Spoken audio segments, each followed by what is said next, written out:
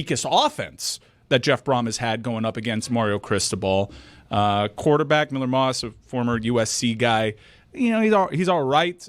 Brown's a really good running back, but he seems a little hobbled, but he can break away and be a game breaker. It should be, this is, talent-wise, though, this is the toughest test on Miami's schedule to date. Did Billy check out?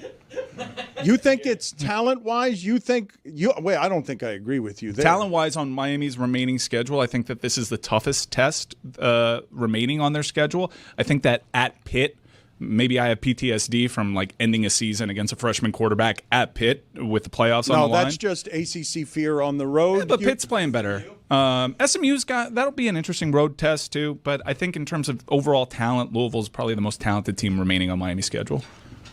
But not more talented than the 3 teams they've already beaten? No. But, the season's a war of attrition, and I keep holding on to, and this is not an emotional hedge, I just don't think this is the kind of year that you see a team go undefeated.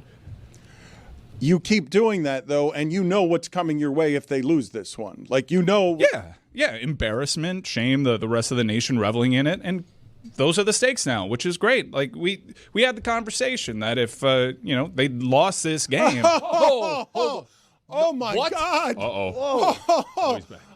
There's no way. Oh, my God. What is this shit that you guys are talking about? That Louisville and Louisville this, and they're not going to beat the Canes. The Canes are going to beat the shit out of this team today. I'm telling you that right now. And you guys have been saying all of this time, where has Pipo been? Where is he? What's going on? Let me tell you a little story. I can't believe this. 4 years ago, a company was started. And there was this man with an accent, and his name was Gilligan something, and he said, we are going to reinvent the wheel, and we are going to make all of these movies, and the first movie that we're going to make is about you, people. And I said, that sounds dope as hell. How many are we going to make? And he said, 4 parts. And I said, that's sick. 4 documentaries about people. I can't wait for the world to hear my story. And he said, I'm going to make you a very wealthy man, people. And I said, that's great. What are we talking here? Millions? Billions? He said, millions. And I said, great. How are you going to pay me, bro? And he said, I'm going to pay you in stock options. And I said, what the hell does that mean? And then he was like, well, Mr. People, this is how it's going to work. We're going to give you. And I said, great, you're going to give it to me now? He said, well, 4 years, something about a vest. 4 years, something happens with a vest. And it says, in 4 years, I get all of that money. And he's like, well, not exactly, Mr. People. I was like, well, what are you talking about? He said, well, in 4 years, you're going to get the opportunity to give me money for those stock options that I'm giving you. And I said, motherfucker, are you high? He said, no, I stopped that. But, and I said, hey, enough of that. Get out of here with that shenanigans. And you thought that I wasn't going to come, and I wasn't going to come. And the reason that I came is because I heard that someone said yesterday that I was an embarrassment to our people. Someone insinuated that I disappeared because I was an embarrassment to our people.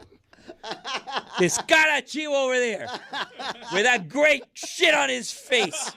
And if you go back and you look, Mike, it happens to know, and Pablo Torre can maybe find out, we look at the old videos from the Clevelander, that beard that he had before, that was blacker than Amin's beard.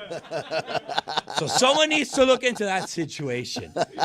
Me, an embarrassment to our people. You know what's an embarrassment to our people?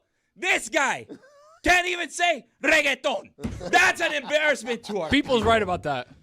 I, sir, am no embarrassment to our people. I am our people. Yeah, you are. Yeah, people. Your cardio is definitely taking a hit over the years. COVID. You still have the COVID lung? Congrats to Pipo. I thought you were vaxxed. Congrats to Pipo. He is this week's nuttiest fan. Get nutty with Hampton Farms, the official peanut of bowl season. Money? I get money? Stock options. Keep an eye out for Lucy at Iowa for if you think you are your team's nuttiest fan.